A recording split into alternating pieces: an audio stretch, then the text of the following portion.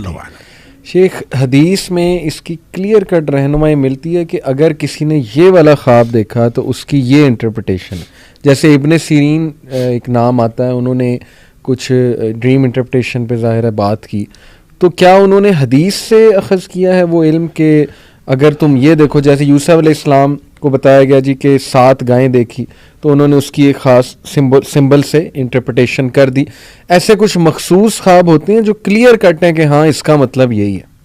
دیکھیں ایسا ہے, خواب نبی کریم صلی اللہ علیہ وسلم نے کچھ چیزیں بتائی ہیں جس میں مثلاً دودھ کو آپ نے فطرت قرار دیا, ایک حدیث میں آتا ہے. صحیح. اسی طرح یہ کہ دودھ کو آپ نے علم قرار دیا. جی.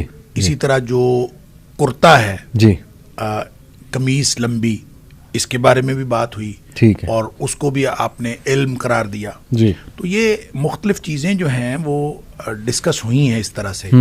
لیکن اسی سے جو امام ابن سیرین جو ہے مشہور تابعی ہیں, انہوں نے جو خواب کی قسمیں جتنی بھی بیان کی ہیں خوابوں کے حوالے سے, ان کا خواب نامہ بہت معروف ہے. اس کے علاوہ بھی تو لوگوں نے جو چیزیں اخذ کی ہیں وہ ظاہر ہے حدیث سے ہی لی ہیں. اور اس میں سے جب کعبۃ اللہ کی بات آتی ہے, دیکھیں یا حدیث سے یا قرآن سے.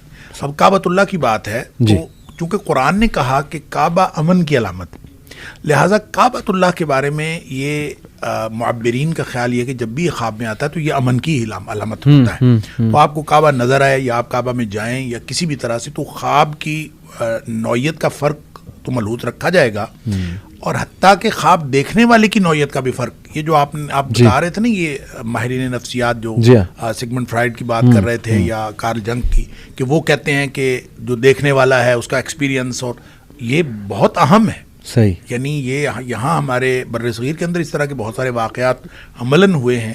کسی نے اپنا خواب جو ہے وہ کسی ہندو سے پوچھا, وہ ہندو تھا کوئی اس طرح کا کوئی جو خواب کا حساب لگاتا تھا.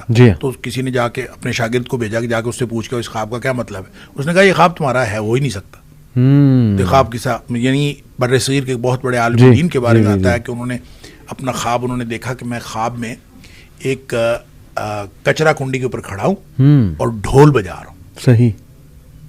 تو یہ خواب دیکھا, انہوں نے بھیجا اپنے شاگرد کو کہ جا کے اس سے ہندو سے پوچھ کے آؤں. تو اس نے ہندو سے جا کے خواب پوچھا, اس نے کہا کہ یہ جو ہے نا یہ خواب تمہارا ہو نہیں سکتا, یہ کسی بڑے آدمی کا خواب ہے. صحیح. تو مجھے وہ بتاؤ جس کا خواب ہے. تو اس نے بتا دیا کہ میرے استاد کو خواب آیا. تو اس نے کہا کہ اس کا مطلب یہ ہے کہ آپ دین کا ڈنکا بجاؤ گے اور آپ اپنے جو عقائد ہیں ان کا پرچار کرو گے. اب دیکھیں یہ ایک علم ہے, اور میں یہ سمجھتا ہوں جیسے میں نے پہلے عرض کیا, یہ وہبی علم ہے. معبر ہونا بالکل یعنی سیکھا نہیں جا سکتا.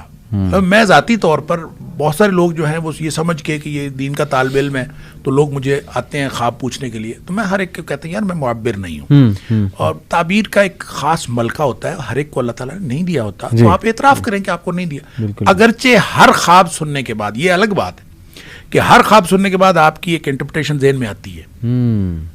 اب یہ کانفیڈنس کہ آپ اس کو اعتماد کے ساتھ کہہ دیں, یہ بہت نازک معاملہ ہے. اور میں نے پہلے بھی بات کی کہ خواب چونکہ نبی کریم صلی اللہ علیہ وسلم فرمایا ویسا ہو جاتا ہے, جی, اور ایسا بھی ہوا. مطلب آپ اگر خواب کی جو ہسٹری میں علماء جو ہمارے اسلاف کے درمیان خوابوں کی ایک خواب ہے, اس کی ایک تعبیر ہندو سے کروائی, ایک مسلمان سے کروائی, ایک کسی اور سے کروائی, ایک کسی اور سے کروائی, چاروں تعبیریں پوری ہو گئیں اور چاروں مختلف تھیں اور چاروں پوری ہو گئیں.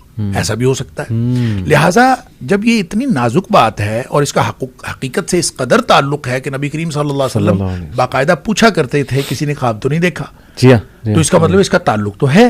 خود نبی کریم صلی اللہ علیہ وسلم نے خواب کے اندر اتنی باتیں بیان کی ہیں. میں خواب کے اندر مجھے فرشتے آئے, وہ مجھے لے گئے, انہوں نے مجھے جنت دکھایا, انہوں نے مجھے دوزخ دکھایا, مجھے فلاں دکھایا, سزا دکھائی, اجر دکھایا, مختلف چیزیں. پورا ایک دین ہے جس کا تعلق خواب کے ساتھ ہے. اور پھر ظاہر ہے جب نبی کا خواب ہو تو وہ تو وہی ہے. علاوہ ازیں کسی کا خواب ہے, خواب کے اوپر آپ اس پہ بھروسہ نہیں کر سکتے, اس کے اوپر اعتماد نہیں کر سکتے. خواب کسی کو آیا وہ اس کے لیے رہنمائی ہو سکتی ہے. یہ نہیں ہو سکتا کہ مجھے خواب آیا میں کہوں کہ محمد علی صاحب آپ جو ہے نا کل سے یہ کرنا شروع کریں. خواب میرا ہے, میرے متعلق اس کی رہنمائی ہو سکتی ہے, لیکن آپ کا خواب آپ کے لیے رہنمائی ہو سکتی ہے. ہاں اس میں ایک اور بھی بہت نازک اور اہم بات, میرے خواب میں کوئی شخص آیا ہے, صحیح, مختلف اشخاص ہیں, ان کی کوئی کامیابی ناکامی میں نے دیکھی ہے, صحیح, تو ضروری نہیں کہ اس شخص کے ساتھ اس کا تعلق ہو. مثلاً میں نے خواب میں دیکھا ہے اس میں ایک شخص ہے جس کا نام سعد ہے. صحیح. تو اس کا تعلق میری سعادت کے ساتھ ہو سکتا ہے.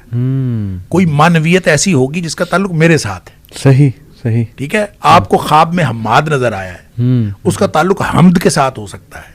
اس کا تعلق میری جاب سے ہو سکتا ہے, میرے اس مشن سے ہو سکتا ہے جو میں کر رہا ہوں. صحیح. لیکن اس خواب کا تعلق آپ سے ہوگا.